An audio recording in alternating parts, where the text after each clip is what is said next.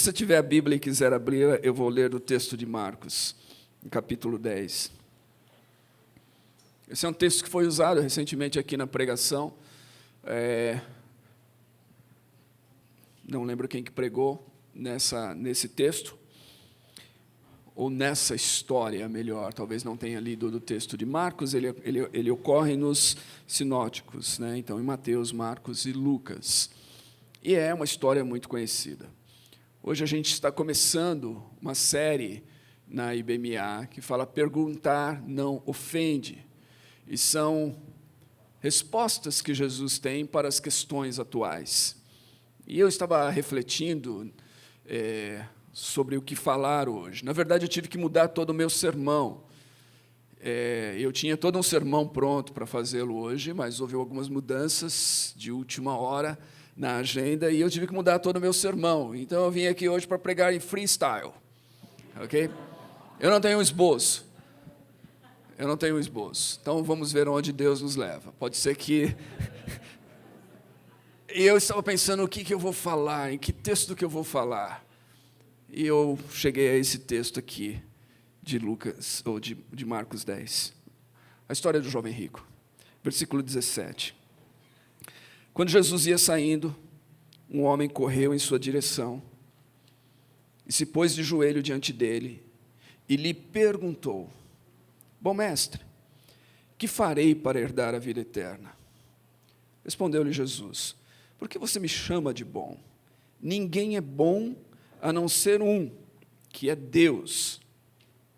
Você conhece os mandamentos? Não matarás, não adulterarás, não furtarás, não darás falso testemunho, não enganarás ninguém, honra teu pai e tua mãe.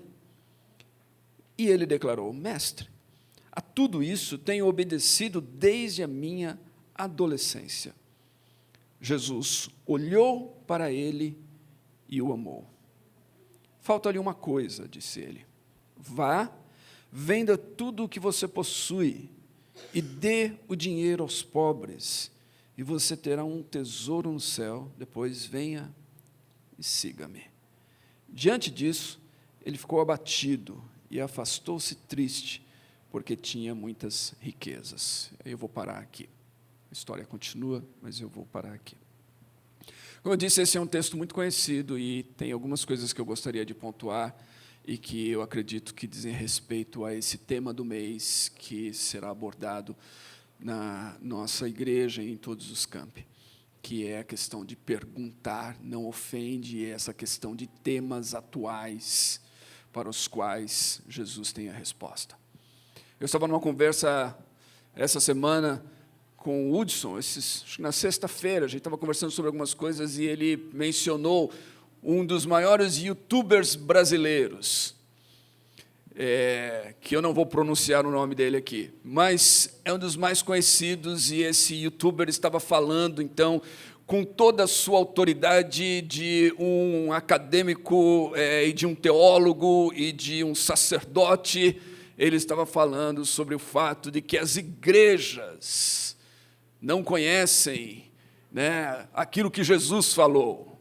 Se elas conhecessem aquilo que Jesus falou acerca de um determinado tema, elas não estariam se colocando de determinada maneira. Então, a importância para ele, ou a acusação dele é assim: olha, sigam aquilo que Jesus falou. E a gente estava falando sobre isso e pensando, será que ele sabe de fato o que Jesus falou? Porque às vezes as pessoas dizem que o que Jesus falou não é aquilo que Jesus falou. Ou às vezes elas se esquecem de que o que Jesus não falou também é importante. E que às vezes não ter falado sobre certas coisas manda uma mensagem acerca daquilo. Então é importante a gente conhecer o que Jesus falou. É importante a gente entender as Escrituras, e não só os Evangelhos, e não só aquelas palavras em vermelho, né? Lembra daquelas Bíblias, o pessoal que é mais antigo tinha lá as palavras de Jesus escritas em vermelho, e você ia lá, né? Não só as palavras, nos Estados Unidos tem todo um movimento chamado The Red Letter Movement, se eu não me engano, acho que é isso. Não só as palavras em vermelho, mas toda a Bíblia. Afinal de contas, no mês passado, a gente esteve olhando para a Bíblia, e no mês passado nós chegamos à conclusão de que toda a Escritura é palavra de Deus, e toda a Escritura aponta para Jesus. E Jesus fez, mais do que qualquer outra pessoa, talvez referências à Escritura, que era o Antigo Testamento. Então, esses textos são importantes, eles não podem ser simplesmente descartados com alguma coisa ultrapassada, com alguma coisa que não tem valor nenhum. Sim, eles precisam ser interpretados dentro do contexto, é claro que sim, mas eles são importantes. Então, aquilo que Jesus falou não está limitado somente às palavras em vermelho do Evangelho. Aquilo que Jesus falou tem a ver com todo o contexto em que Jesus viveu, em que ele ministrou, com as coisas que ele acreditava, com as coisas que faziam parte, inclusive, da sua própria cultura, e as coisas dentro da sua cultura que ele afirmou, seja em palavras ou seja no silêncio, e as coisas dentro da sua cultura que ele confrontou. E isso nos ensina, inclusive, que toda cultura tem elementos que precisam ser criticados.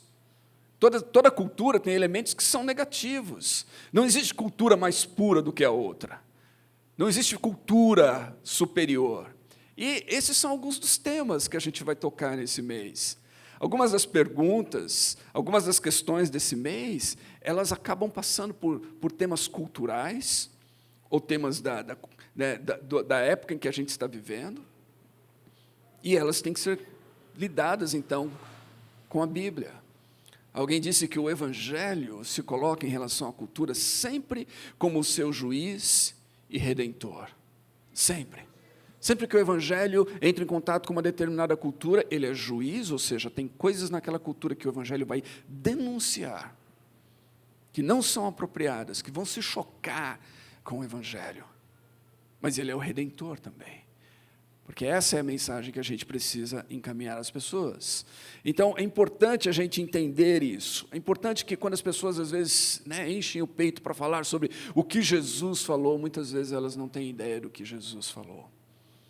Nancy Pearce tem um livro chamado, ele foi traduzido em português como Em Busca da Verdade, ou Em Busca pela Verdade.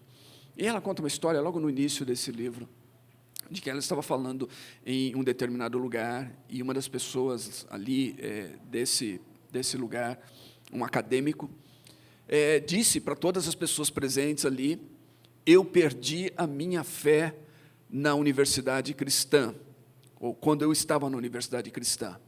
E ela ficou espantada de ouvir aquilo. E depois, então, que terminou aquela cerimônia, aquele momento, ela procurou essa pessoa e quis entender o que aconteceu. E essa pessoa disse assim: olha, quando eu fui para a universidade cristã para cursar, eu percebi que todos os meus professores falavam e transmitiam as suas ideias sem conexão com aquilo que eu acreditava, como cristão. Era uma universidade cristã, mas o que eles transmitiam era apenas aquilo que todo mundo transmite. E muitas vezes eu procurei eles e falei assim: mas espera aí, vocês não acreditam que a Bíblia tem resposta para essas coisas? Vocês não acreditam que há uma conexão entre a Bíblia e o Evangelho e essas questões? E eles silenciavam. Eles não tinham respostas, ou eles não queriam dar respostas. E a gente sabe que, na verdade, às vezes há muita pressão no meio universitário, nas escolas, e principalmente hoje em dia, para que você não misture certas coisas. Mantenha a sua religião em casa, mantenha suas crenças pessoais em casa, não traga isso para a sala de aula. Mas o fato é que o tempo todo você está transmitindo crenças pessoais. Não existe cosmovisão, não existe visão do mundo, ou de qualquer coisa que seja neutra. Em todas as esferas. As pessoas que falam isso, elas estão, na verdade, não pensaram direito. Porque todas as vezes que a gente se pronuncia acerca de algo, que a gente toma uma posição acerca de alguma coisa, que a gente diz: eu creio nisso, ou eu creio naquilo, seja isso de cunho religioso, espiritual ou não, a gente está projetando algo que nós pensamos, isso é orientado pela nossa visão do mundo, e essa visão do mundo é orientada por uma série de coisas que são importantes para nós, nossos valores, nossa própria compreensão da realidade, se existe um Criador, se existe Deus ou não, se as coisas foram criadas por Deus ou não. Todas essas coisas orientam a nossa vida e as nossas decisões. Quando um deputado vai votar lá e ele diz assim: olha, nós acreditamos na separação da igreja do Estado, e nós acreditamos na separação da igreja do Estado, mas quando ele está votando em alguma coisa lá, ele está refletindo a sua cosmovisão, e ela é orientada por aquilo que ele crê. E isso é importante que a gente entenda. Não existe nada neutro em momento algum. Então, ela foi perguntar para essa pessoa, e a pessoa falou para ela, olha, eu tinha várias perguntas e eles nunca me responderam, então eu comecei a pensar, o cristianismo não tem respostas. A fé cristã não tem resposta para essas coisas. E ele achou, então, que a fé cristã era uma coisa que não se sustentava intelectualmente. E ele decidiu abandonar a fé cristã em uma universidade cristã. Cursando uma universidade cristã, ele decidiu abandoná-la. Eventualmente, ele encontrou seu caminho de volta. E ele encontrou seu caminho de volta quando ele percebeu que haviam intelectuais, que haviam pessoas, de fato, cristãs, que lutavam com essas questões, que batalharam intelectualmente as bases, os pressupostos filosóficos para essas questões e sustentaram a sua fé. Quando ele descobriu isso, ele fez o caminho de volta para a fé cristã. Mas é interessante, e a Nancy Pearce diz que é isso que ela vê hoje o tempo todo, em universidades cristãs e em outros lugares, onde tantos jovens chegam à universidade e simplesmente abandonam a fé cristã. Mas mais do que isso, eu quero dizer para você que, às vezes, a gente encontra não só daqueles que voltam as costas para a fé cristã, abandonam a fé cristã, ou se declaram, eu não sigo mais isso, e muitos deles fazem, inclusive, por questões assim, por não terem encontrado essas respostas, ou não ter lidado com essas respostas, ou não ter encontrado um ambiente para as perguntas adequado, mas muitos deles fazem por outros motivos também. O fato é que nós precisamos acolher as perguntas. É interessante que esse jovem chega a Jesus com uma pergunta. Bom mestre, como é que eu posso herdar a vida eterna? E Jesus acolhe a pergunta dele. Jesus ouve a sua pergunta. E Jesus propõe responder a pergunta. Jesus tem tempo para esse jovem. Jesus se dispõe a engajar com ele nessas questões que estão ocupando a sua mente e o seu pensamento. Então, é importante que, como igreja, a gente encontre espaço onde as perguntas honestas possam ser feitas. Quando a gente olha os evangelhos e a história de Jesus, a gente vai ver que, em alguns outros momentos, outras pessoas também inquiriram Jesus acerca de outras coisas. E algumas delas, o texto do Evangelho vai dizer que elas fizeram as perguntas, levantaram questões, não porque elas estavam interessadas nas respostas que Jesus podia dar a elas, elas estavam interessadas, na verdade, em pegar Jesus em alguma contradição, em colocar Jesus numa situação delicada, para que elas pudessem ter algum motivo de acusá-lo. Esse tipo de pergunta, eu confesso a vocês que eu não tenho interesse algum nele. Ele não é bem-vindo. Esse tipo de pergunta faz mais parte daquilo que a gente pode dizer nos nossos dias, da guerra cultural. E eu quero dizer o seguinte, é melhor a gente ficar longe da guerra cultural. Porque numa guerra, você pode até vencer a guerra, mas quanto que você terá perdido com essa vitória? Quantas vidas e quantas pessoas? Você pode vencer o debate, você pode vencer com os argumentos, mas isso não significa que você vai ganhar a pessoa.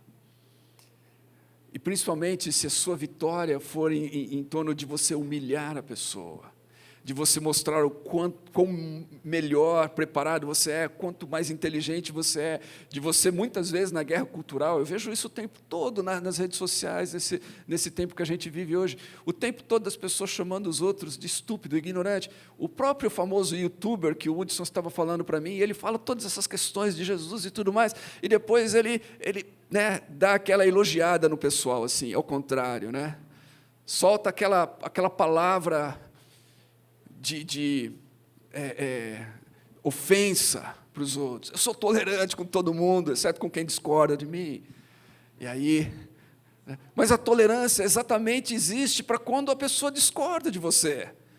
Se todo mundo concorda com você, você não precisa ser tolerante. Você tolera exatamente aquele que discorda de você, aquele que tem opinião diferente da sua. É aí que você prova e exerce justamente essa capacidade de ser tolerante. Mas hoje em dia a coisa está complicada, e aí todo mundo vai levar você para significar que se você tem uma opinião contrária acerca de um tema qualquer que seja, a sua opinião equivale quase à opinião do Hitler.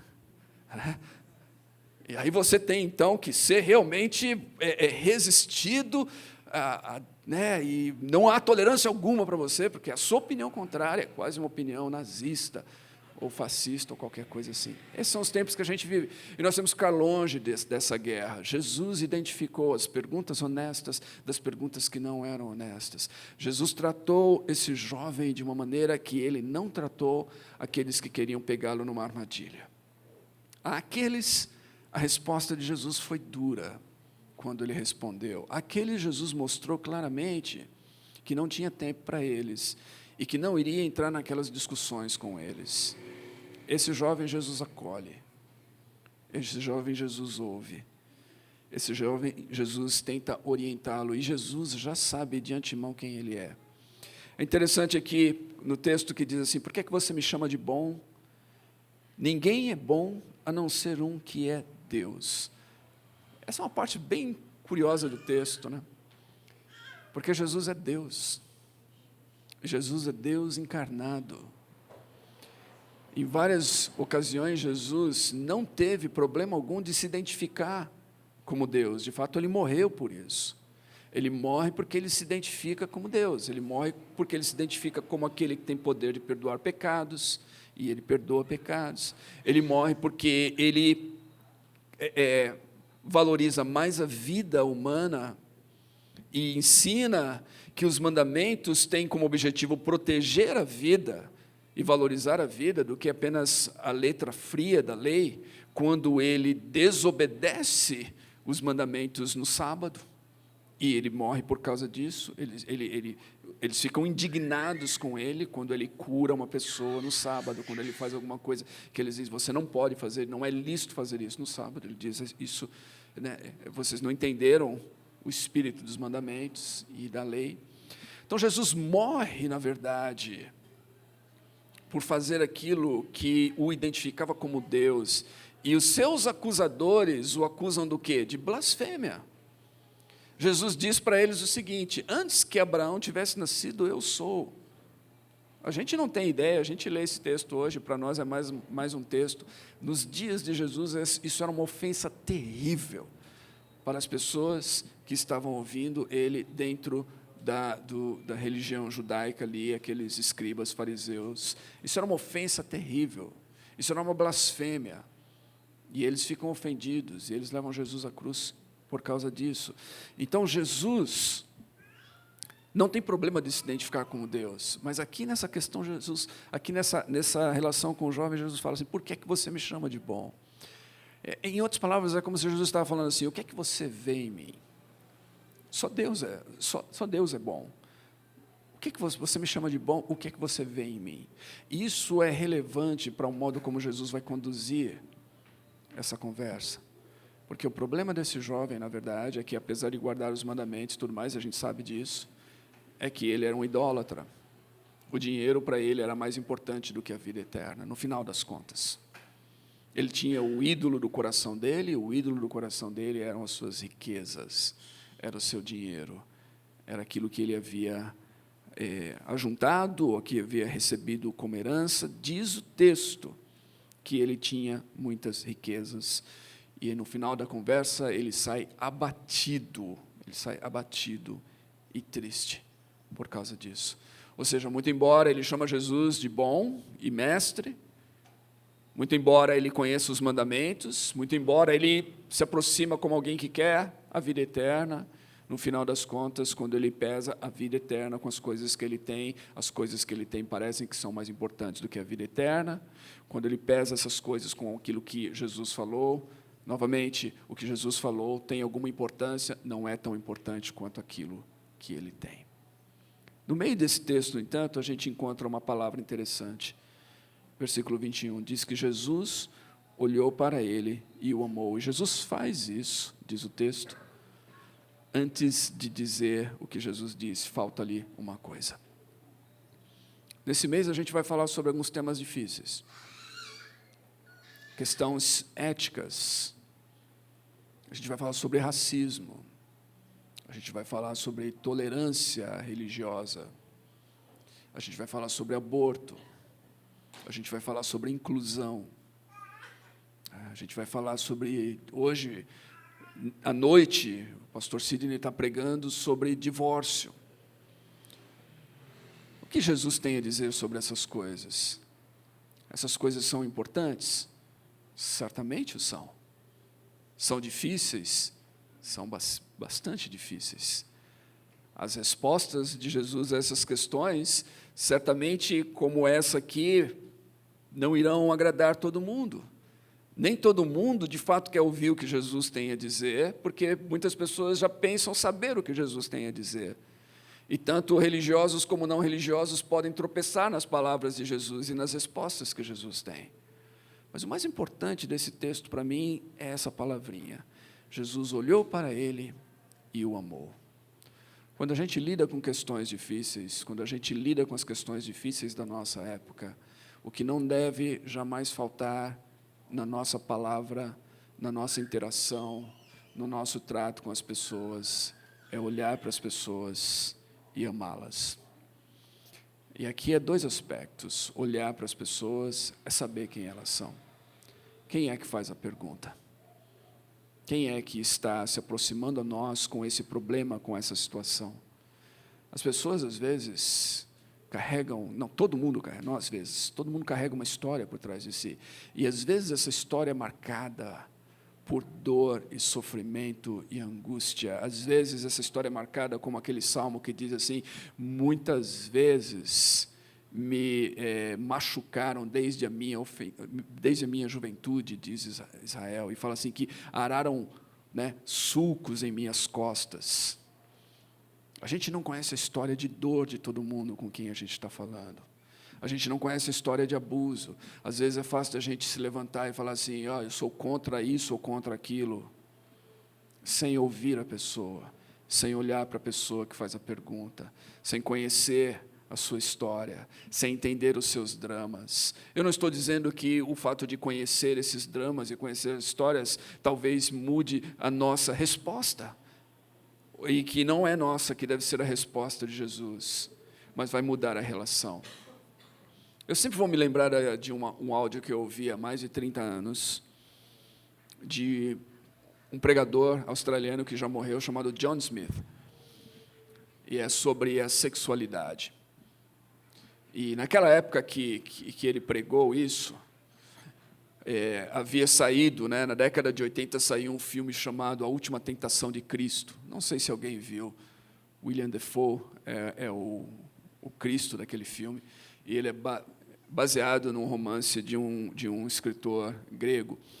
E tem uma visão um pouco gnóstica acerca de Jesus. Ou seja, A Última Tentação de Cristo tenta apresentar Jesus como um ser, um homem, né, meramente humano, que cresce com essas alucinações, mais ou menos, de que ele poderia ser o Filho de Deus, ou que ser Deus, e ele entra em conflitos, porque, na verdade, ele quer viver a sua experiência humana, e ele não quer ser chamado como Filho de Deus e ser Deus. Então, ele vive esse drama todo. E aí, quando ele vai para a cruz, e aí eu estou dando aqui um spoiler total, para quem não viu o filme, né? Quando ele vai para a cruz, ele tem essa última tentação lá. E a última tentação que ele tem na cruz é a tentação de ser um homem como qualquer outro, de construir uma família, de casar com Maria Madalena, de ter filhos com ela, de viver uma vida normal, como um judeu na sua época, né? E o filme é feito de tal maneira que você só percebe que essa é a tentação dele depois que você chega no final. Mas essa é a ideia. E isso causou muita polêmica. Esse Jesus, do Última Tentação de Cristo, na década de 80, quando ele foi lançado, final da década, se não me engano, ele causou muita polêmica nas igrejas. É uma blasfêmia, o que eles estão falando, né, e tudo mais. E o John Smith, quando ele prega essa mensagem, ele fala assim, por que a gente está tão ofendido com isso? Será que a gente não consegue imaginar que Jesus foi plenamente homem, plenamente Deus? Essa é a nossa declaração, fizemos isso agora, aqui no Credo, nessa manhã, acerca de Jesus. Será que a gente não consegue imaginar diz que ele foi tentado em todas as coisas. Será que poderia Jesus ter tido algum tipo de tentação assim, ou não? Sabe, é possível isso? Será que a gente não consegue imaginar um pouquinho? Será que não pode trazer um pouquinho para nós dessa humanidade de Jesus, que diz o escritor aos Hebreus, que ele se tornou ser humano e partilhou das nossas fraquezas, das nossas lutas, para que pudesse se tornar, então, um sacerdote que entende-nos. E se você e eu temos dúvidas e questões e tudo mais, será que nós não podemos entender que Jesus entende isso e que, de certa forma, ele poderia ter participado de algumas dessas coisas sem pecar, sem que fosse pecado? É possível isso? É o que pergunta John Smith na sua mensagem. Mas a coisa mais importante que ficou comigo daquela mensagem, que eu quero mencionar aqui, é o seguinte: ele, em um determinado momento, ele fala de um grande amigo. Ele era uma figura importante na Austrália, muito conhecida no parlamento australiano. Ao longo dos anos, se tornou uma figura extremamente importante na Austrália, esse pregador metodista. E ele fala de um amigo que era também alguém muito da alta sociedade ali australiana, dos meios e tudo mais, que chega um dia para ele e fala para ele sobre a sua luta em relação a questões da sexualidade. E esse rapaz era casado, se eu me lembro bem, mas ele começa a trilhar um caminho em direção a se tornar... Ele não sabia direito o que ele era, naquela época não tinha essas questões que a gente tem hoje, todos esses gêneros que são falados hoje, né? E você tem mais de 200, sei lá, 1000 gêneros hoje em dia.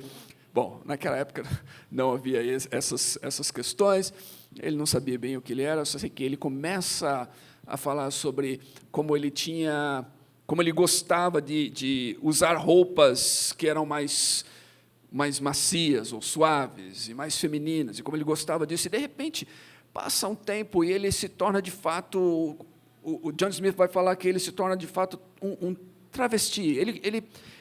Né, ou a gente fala de um travesti no sentido eu sei que tem termos hoje em dia que o pessoal usa, mas esse era o termo na época, esse é o termo que o John Smith usa no seu áudio na década de 80, de um travesti, no sentido de vestir-se como uma mulher e de usar, né, maquiagem, batom e tudo mais, e se colocar assim como se ele não fosse um homem mais uma mulher. E ele passa a viver assim, e ele mergulha nesse estilo. E o que é impressionante é que o John Smith, durante todo esse período, como um pastor cristão, ele diz assim que ele amou essa pessoa. E que ele chorou com ele. E muitas vezes ele disse: eu não sei, e eu não consigo explicar o que está acontecendo com você, meu amigo, mas eu te amo. E eu oro por você. E eu não vou você não vai deixar de ser bem-vindo à minha casa, à minha família. E essa história é impressionante para mim. No final, a história toma um outro rumo, passa uns tempos, se eu não me engano, esse rapaz volta, né, fala assim, não era isso, eu estava, né, passando por uma crise, não era exatamente isso, mas foi um período extremamente difícil e que poderia ter sido pior ainda se ele não tivesse sido amado. Então, meus irmãos e irmãs, algumas dessas questões são, novamente, fáceis da gente responder com a letra fria. Algumas das questões, é fácil a gente dizer assim, eu sou contra o aborto. Eu sou contra o aborto. Eu acredito que abortar é tirar uma vida. Em qualquer circunstância que seja. Em qualquer circunstância que seja, o aborto sempre é você tirar uma vida. Ah, mas você não acredita, então, que uma pessoa que esteja nessa situação, naquela, talvez, seria justificado? Essas são outras questões, a gente tem que lidar, elas são questões difíceis. Mas qualquer que seja a resposta para elas, o ato de abortar é sempre você pôr um fim, eliminar uma vida. É isso que eu penso, é isso que eu entendo das Escrituras. E se eu estivesse pregando sobre isso hoje, eu iria trazer as Escrituras para esse tema. Porque é o que eu entendo que as Escrituras nos dizem. Mas, além de dizer isso, ou antes de dizer isso, eu preciso olhar para a pessoa que faz a pergunta. Eu preciso amar a pessoa que está lidando com a questão.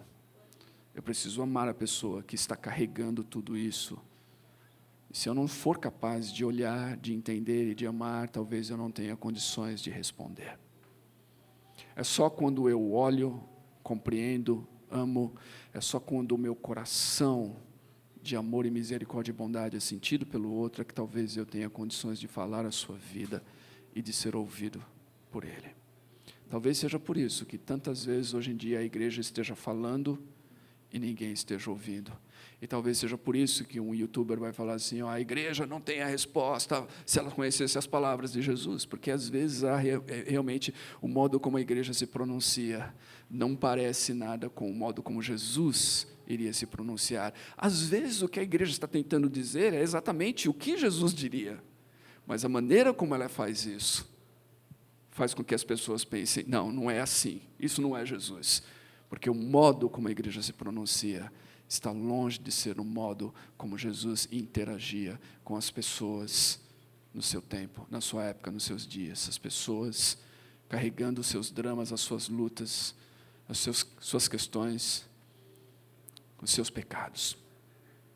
Então é importante que a gente entenda isso, que a gente acolha as perguntas, mas mais do que acolher as perguntas, que a gente acolha as pessoas que estão fazendo as perguntas.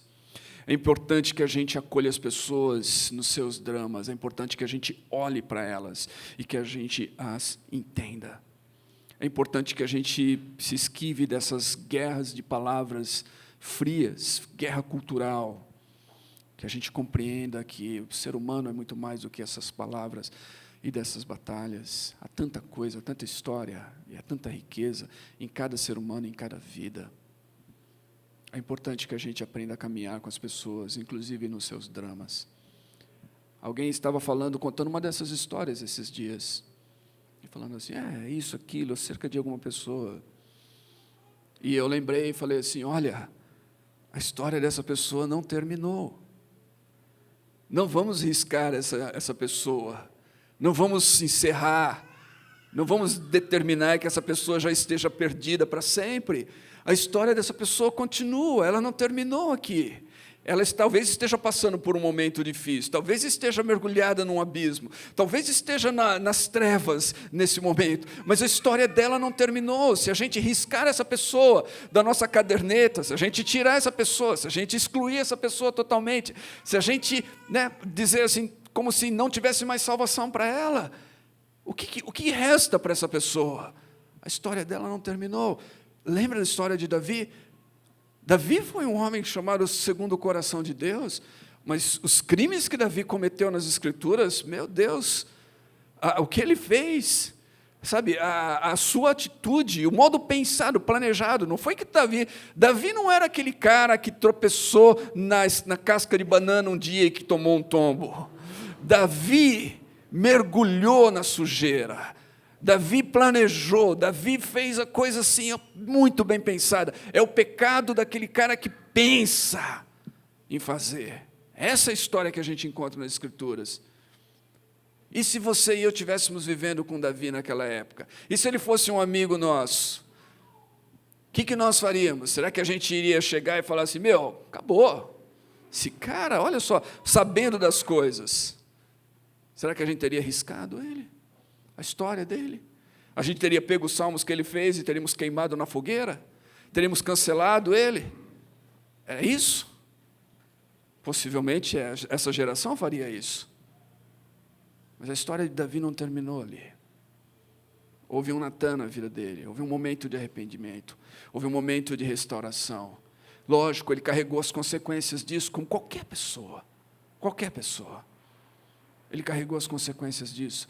Mas a história dele não terminou lá. E é isso que nós precisamos fazer. A gente precisa ouvir as pessoas, ouvir as suas histórias, sentir os seus dramas, a sua dor. O que há por trás disso? Às vezes uma pessoa que está lutando com a sua questão da sexualidade tem histórias dolorosas por trás. Muitas vezes histórias de abusos que não são faladas, mas são histórias de abuso. Muitas vezes histórias dentro da família que não são contadas, de rejeição, dramas pessoais na relação com o pai ou com a mãe, ou alguma coisa assim, que geralmente não são faladas, e essa pessoa não sabe como processar isso. não sabe como lidar com essas questões. E na nossa sociedade hoje, imediatamente quando você ouve alguém se manifestando de uma certa forma, você já tenta colocar a pessoa dentro de uma identidade, já tenta dizer que essa pessoa é isso, aquilo, já tenta empurrar a pessoa dentro daquele rótulo. E às vezes a igreja faz isso também. E a gente não ouve, a gente não entende, a gente não dialoga, a gente não ama, a gente não sente as dores e os dramas. E as nossas respostas, então, se tornam frias, diferentes da resposta de Jesus. Há muitas perguntas que as pessoas têm no mundo hoje. Jesus certamente tem resposta para cada uma delas. Agora, a maneira como Jesus vai responder as perguntas hoje, diferente desse texto, é que Jesus não está aqui fisicamente. É que Jesus não está sentado ou está ocupando esse microfone. Jesus não vai responder dessa maneira.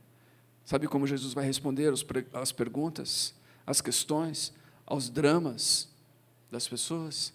Através de você e através de mim. E isso nos investe de uma tremenda responsabilidade.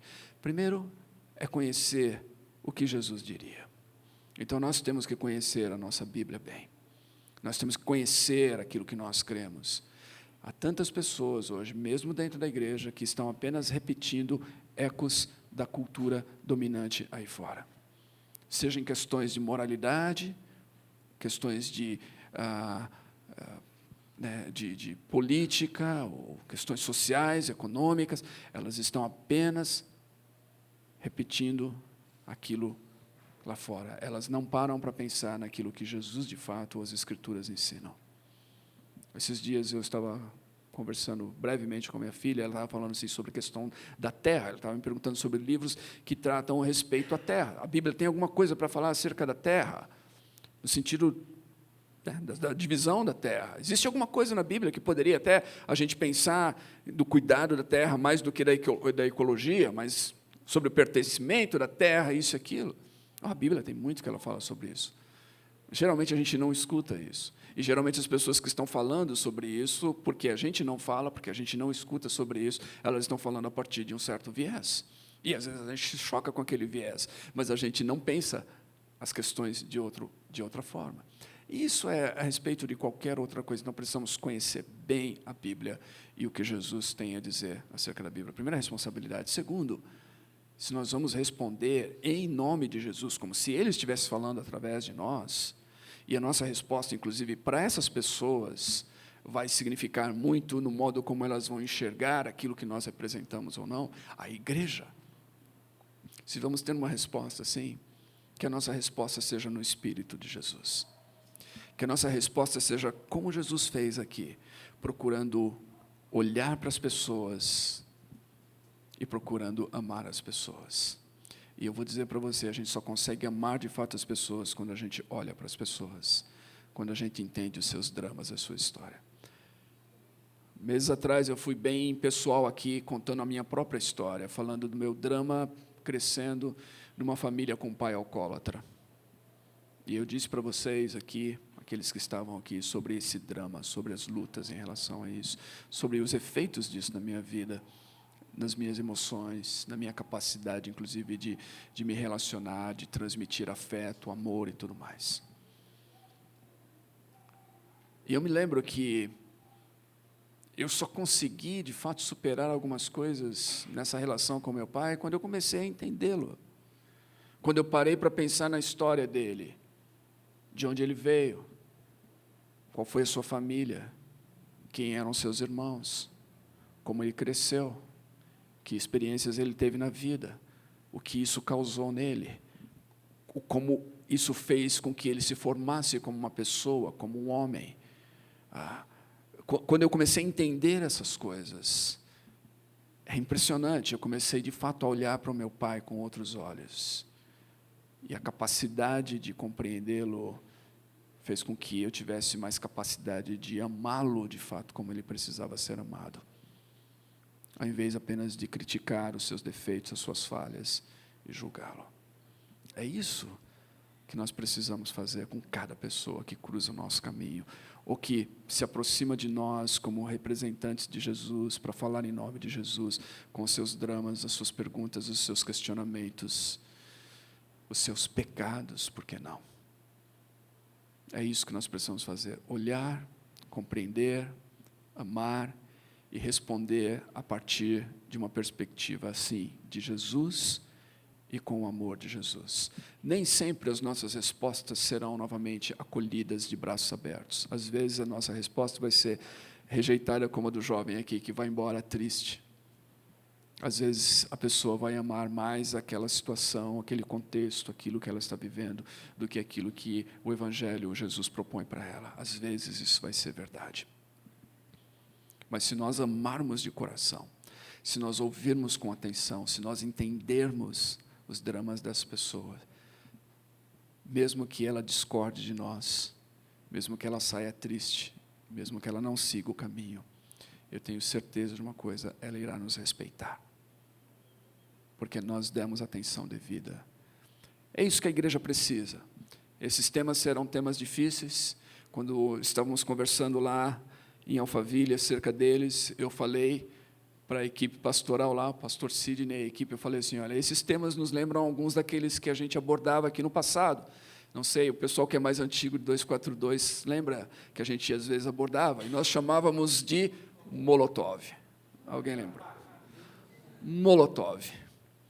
Esses são temas Molotov, eles são explosivos, eles não são fáceis, mas a cultura está fazendo, você talvez esteja fazendo, o mundo está fazendo. Vamos responder a eles, vamos procurar respondê-los com a voz de Jesus, mas com o coração de Jesus, com o olhar de Jesus, com a compaixão de Jesus. Amém?